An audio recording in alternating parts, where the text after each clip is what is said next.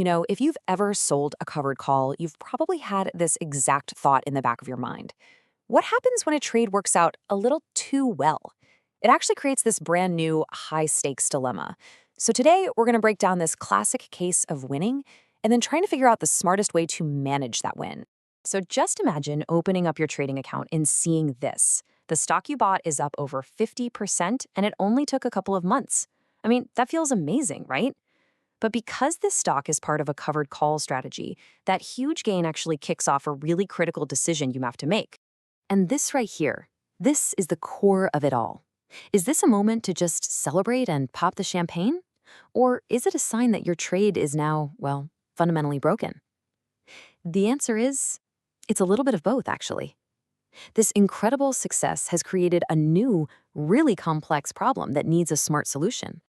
All right, here's our game plan. First, we'll look at the original trade to see what the goal was from the start. Then, we'll see how that massive stock surge created what we call a good problem to have. From there, we'll explore 3 different ways you could handle it, put them in a head-to-head matchup with the hard numbers, and finally, we'll reveal the pro's choice and the powerful thinking behind it. Okay, first things first, let's break down the original trade. Because to really understand the problem we're facing now, we have to know exactly what the plan was on day 1. So this was a classic buy right.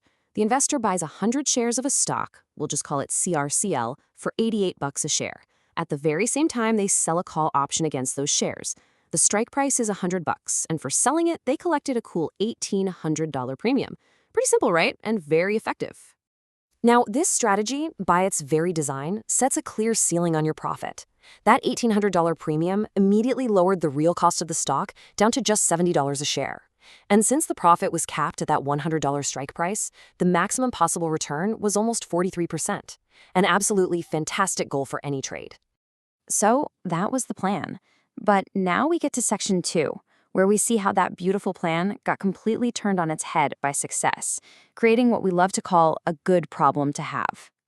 The stock didn't just slowly drift up towards that $100 strike price. Oh no, it absolutely exploded.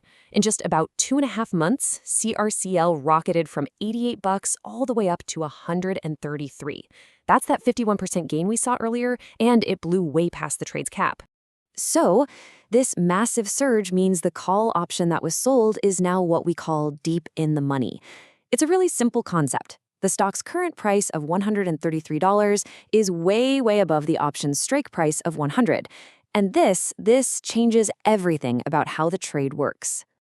Now, to understand what we can do next, we have to look at the option's new price. It's now worth a total of $5,200. $3,300 of that is what we call intrinsic value. That's the real, tangible cash difference between the stock price and the strike. But the other $1,900 is extrinsic value, and this is the tricky part. It's basically a time premium. It's the fee you would have to pay the market just to get out of the trade early. And that brings us to a major crossroads.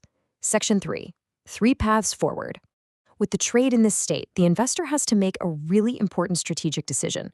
So you're standing at this fork in the road with 3 logical choices. Path 1 is the simplest. Just do nothing.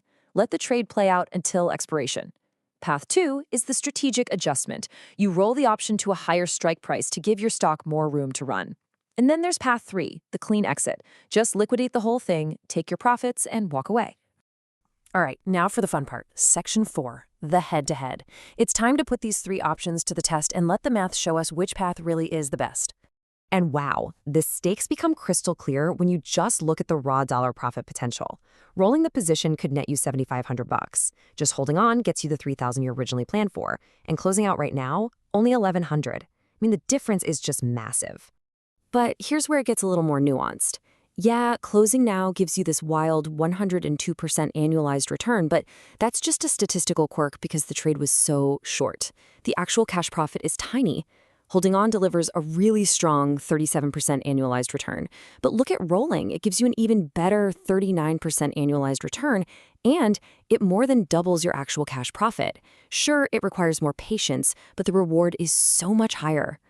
So, with all the numbers laid out, we arrive at our final section, the pro's choice, where it becomes clear that it's all about strategy over pure speed. And the verdict? It's not even close. Scenario 2, rolling the position, is hands down the superior choice, both from a mathematical point of view and a strategic one. It's not just about chasing the biggest number, it's about fixing the trade structure for this new reality. So, why is this the pro move? Well, there are 4 huge reasons. First, it lets you recapture $3,300 of what's essentially dead equity that's stuck above your strike price.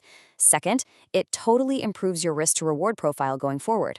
Third, you avoid paying to leave. You don't give that $1,900 time premium back to the market. And finally, it keeps you on a path to absolutely crush your original annual return goal. This quote just nails the problem with simply holding the original position. Once that stock flies way past your strike price, your risk profile is completely broken. Think about it. If the stock falls from here, you lose money. If it keeps rising, you don't like a single extra penny. You're carrying all of the downside risk for none of the potential reward. And this really highlights the huge psychological difference between the choices. Closing the trade kind of feels like a defeat. You are literally paying the market $1,900 just for the privilege of leaving. Rolling, on the other hand, feels like a strategic repair. You're not losing that value. You're just transferring it into a new, better structured contract that gives you more room to profit. It's a forward-looking move. So, we've seen why rolling is the professional move, but this brings up one final powerful question for any trader who finds themselves in this awesome situation. It's not just about if you should roll, but how. How can you execute this roll so that you don't just break even, but you actually put a little extra cash right back into your pocket today? Now that is the next level of optimizing the pro's choice.